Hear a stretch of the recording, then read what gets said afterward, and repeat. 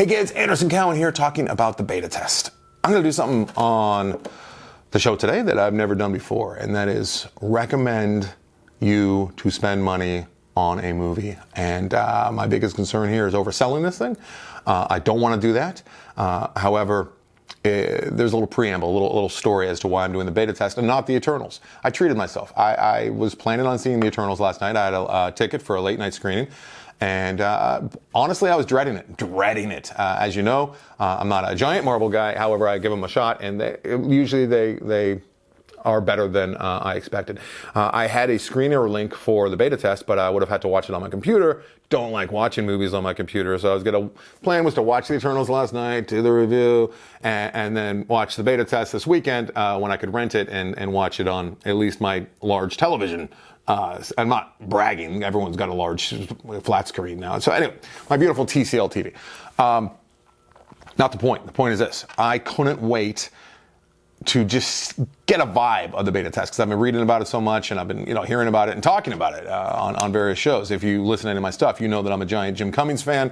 Thunder Road, Wolf at Snow Hollow are his first two, and this is his third, the beta test. So I was going to watch 10 minutes on my computer, and I did. And then I watched another 10, and then that became 30 minutes. And then next thing I know, the movie's over. I just sat and watched the whole movie with a giant grin on my face because I loved it. I loved it. And I don't like to recommend people spending money if they don't have to, unless it's going to the theater. However, this one's not playing in many theaters at all. It is available for rent, like $6.99 or something.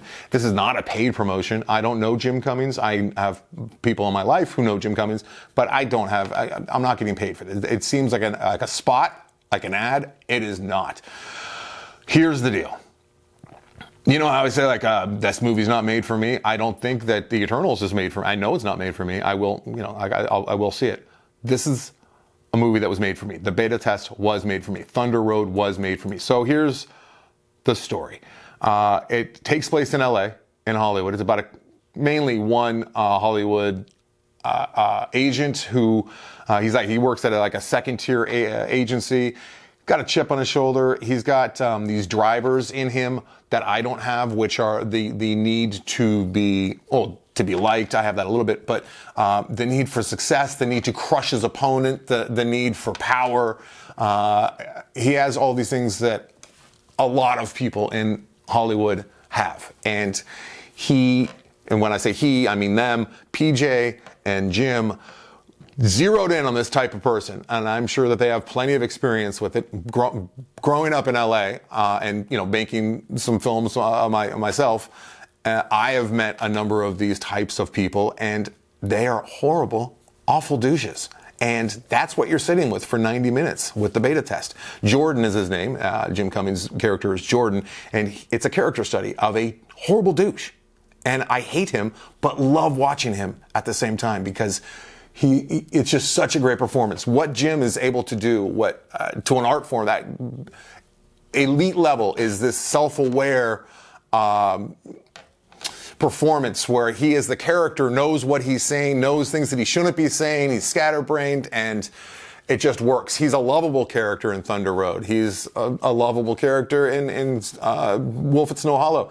Here he plays a douche so effectively, and I love it. If you are one of these people, there's a lot of you out there who don't like to sit with douches or you have to have a character that you absolutely love and that you're pulling for and you want to see succeed, which is most movies. I mean, most movies, that's how they're built. This is not that, but it's okay. Hey, Clockwork Orange, it's my favorite movie ever. Alex DeLarge is a horrible douche who rapes and murders, and yet it's a great performance and it's a great character. So if you need to have heroes in your stories and in your movies, you're not going to love it. If you love really smart writing and you love character takedowns, character assassinations, and types of people being exposed, this is the kind of movie too where the type of person that Jordan is will probably watch this, identify with it, and love it.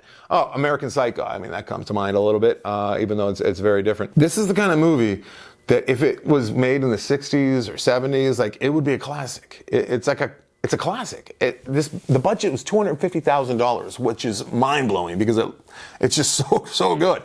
if it has any, if I had to pick some nits, maybe the story was a little bit too clever for its own good. The story was the driving force behind all of this character's actions and the horrible choices that he makes throughout. But I mean, if you really, I'm not a giant. I shouldn't say that. I like good stories, and stories are great to set up characters and character motivation. And I'm more of a character guy for sure, and dialogue guy. And this is chock full of both of those things. So I highly recommend this movie. He raised the money through equity crowdfunding, which is just became legal actually recently, which I'm very interested in myself. And like I said, he made it for reportedly $250,000, and I mean, there's no way this is not one of my favorite movies of the year by the end of the year. I mean, it would be a small miracle for this to get bumped for my top 10. I'm talking like top 5. Like it's rivaling Riders of Justice for me right now.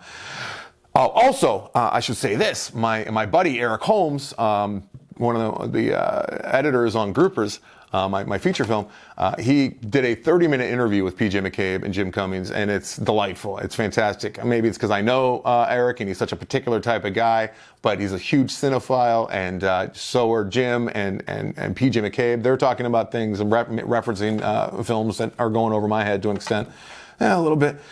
So I recommend you checking that out. Watch the beta test. God, I'm all over the place. I feel like I'm Jordan a little bit.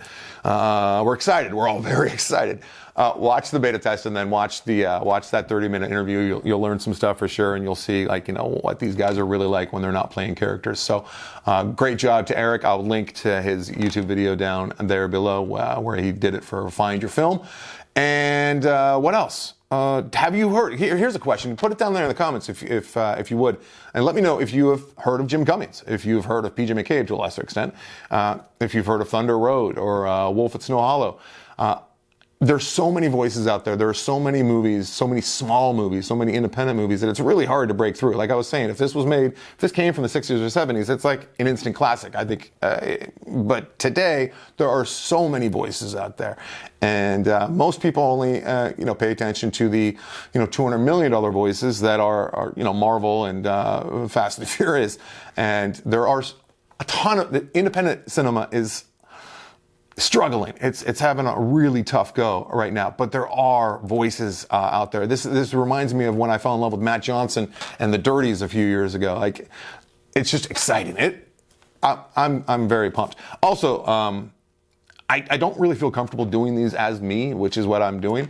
I'm thinking about doing some kind of shtick, not hardcore shtick, but just kind of settling into like a character and smoking a pipe. This is real. I'm thinking about taking up pipe smoking. I like the smell of it. I think it might upset my wife, and I think I might do it only while recording these things. Like a douche with a pipe talking about other people's movies. What do you think? I have a hard time. It's weird for me talking about other people's movies, even though that's what I do for a living, when I'm trying to make them myself. My God. That scared the hell out of me. Okay, I have a phone call to make. Whoo! All right. Thank you let me know what you think if you've heard of Jim Cummings, and let me know. God, I got chills still. What you think about the pipe idea. I mean, I'm going to do it regardless. So happy Friday, everybody.